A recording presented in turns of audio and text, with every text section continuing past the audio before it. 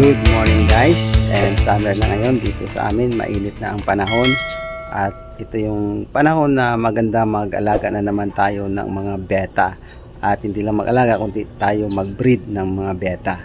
So ngayon guys, feeding tayo ng aking mga beta fry. Now, ipakita ko sa inyo kung ano ang mga pinapakain ko sa aking mga beta fry para makasurvive sila sa fry stage hanggat sa grow up. Ito na guys ang aking na-breed na mga beta. So napakita ko na rin to sa inyo last video ko. So ngayon ipakita ko ulit sa inyo. So ito na yung male dito. Okay, and itong eggs dito nag-hatch na. So ayan guys, yung dami ng mga beta fry dito. So itong mga fry na to guys ay nasa 2 weeks old. Okay, so ngayon pakita ko sa inyo kung paano ko sila pinapakain at kung ano ang pinapakain ko sa kanila. So ito yung male. Yan, kung makapansin nyo yung male guys, parang kinakain niya yung mga fry, pero actually ginagawa niya yung mga pahina-hina dyan na mga fry, nilalagay niya balik dito sa bubble nest. Yan, para makasurvive sila. Ayan, ang dami na. So probably mga 4 weeks pwede na natin to ilipat sa kanyang-kanyang mga lagayan. Ito guys, yung lagyan natin ng pakain ko sa aking mga beta fry. So sa beta fry guys, mga 1 week old, ang pinapakain ko sa kanila ay green water algae. So alam naman natin yung green water, marami yung mga maliliit na mga microbes, and yun ang kinakain ng mga beta fry para makasurvive sila. Katulad din sa wild, may mga microbes na maliliit doon, yun yung kinakain ng mga beta fry. Kasi hindi pa nila kaya kainin yung brine shrimps, kasi malalaki pa yung brine shrimps. So mag-start tayo sa green water sa pagpakain sa kanila para mas mataas yung kanilang survival rate. So guys, ito yung aking green water. So ito yung green water. So ito yung algae, marami itong mga microbes dito. Yan. So yan siya, green water. So ito lang yung pinapakain ko sa aking mga beta fry.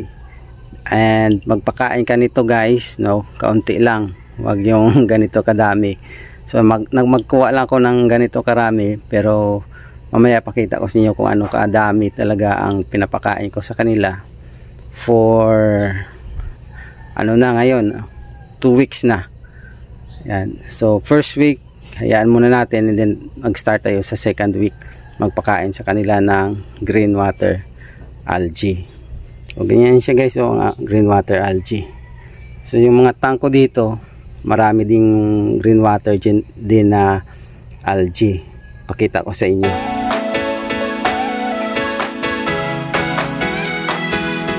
Ito guys, yung gapi tangko, nilagyan ko ng tubig, and ginawa ko green ko yung tubig dito, pero actually nilagay ko dito yung mga gapis ko. Ayan, green water din to. Yan, green water din. Green water din. So ito pwede ko rin to ipakain sa mga beta fry. So aside dito, ito ayan, green water. And then ito green na rin to, tubig dito. Green na rin. Yan. So ang laman nito mga gapis din. So ito dito gapi din. And green na rin ang tubig nito. Ayan, green na rin. Ito green din. Ayan. So ito mga gapis. So later pa-share ko din sa inyo kung paano padami ng mga gapis. Ito na yung ating green water. Kain na natin to sa mga beta fry na nandito sa tank na to. Ayan. So ngayon kailangan natin ng ito. Ayan. So kung wala kayo nito, maghanap lang kayo ng yung sa mga gamot. pwede din yun. So ito, turkey baster. So ang pinapakain ko dito guys, no, mga ano lang, isang sip, mga ano lang dito lang, oh, mga ilan, mga 15 ml, ayan, oh, 15 ml, no, ang pinapakain ko sa mga beta fry. Ngayon magkuha tayo ng 15 ml. Ayan, so yan na yung 15 ml at 10 ml lang pala to. Dagdagan natin. Ayan, 15 o almost 15. Dagdagan lang natin mamaya. So pasensya na kayo guys, no, medyo madilim. Anyway, wala kasi ilaw dito. So yun, patak-patak lang natin. Ayan, palibot, patak natin palibot para lahat na mga beta fry maano nila, makita nila yung mga microbes dyan sa green water algae.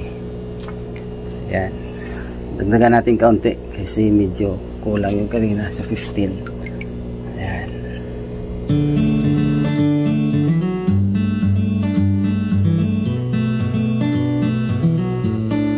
Para maganda ang survival rate ng inyong mga beta fry, ang feeding rate nito guys ay every other day, no, hindi every day but every other day.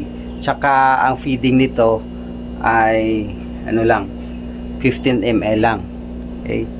Para hindi masyado maging malabo, no, ang tubig, or hindi masyado masira yung quality ng tubig. So dapat kaunti lang ang pakain natin sa mga beta fry, at para mas maganda ang survival rate ng mga beta fry. So dito guys, napansin ko na maganda ang survival rate nila, no, dito. So ngayon tingnan natin ulit, pakita ko sa inyo. Gamitan na natin ng ano, flashlight, kasi kanina wala akong flashlight eh. So ayan, tingnan natin.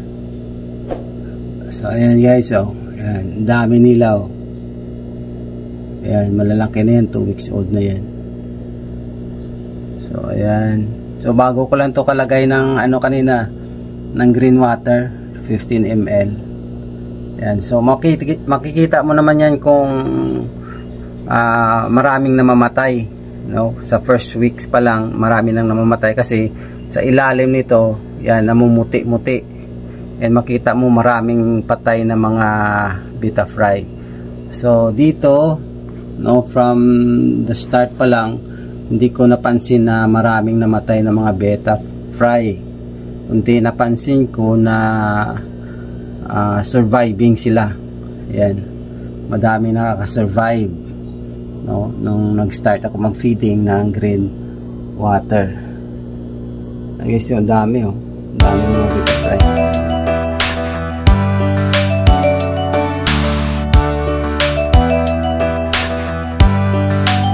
Isa din ka key survival ng mga beta fry ay ang pag-alaga ng kanilang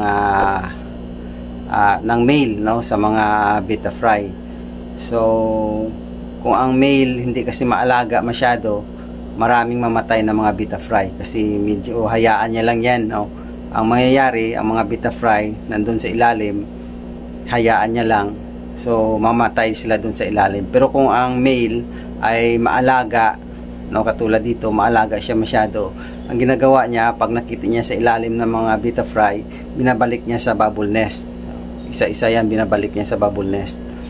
And isa din yung key para mas maraming beta fry na makasurvive during sa kanila sa early stage nila.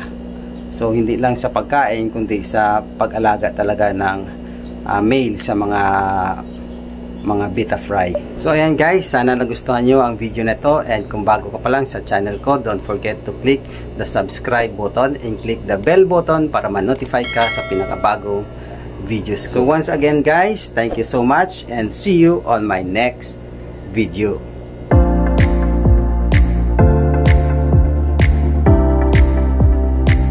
yung aking nursery tank. So apat to na tank, no. Ito 10 gallons, sa 2, 3, 4. So ito guys, kasi ang nangyari, nasira. So ito yung mga nursery tank ko para sa aking mga gapi.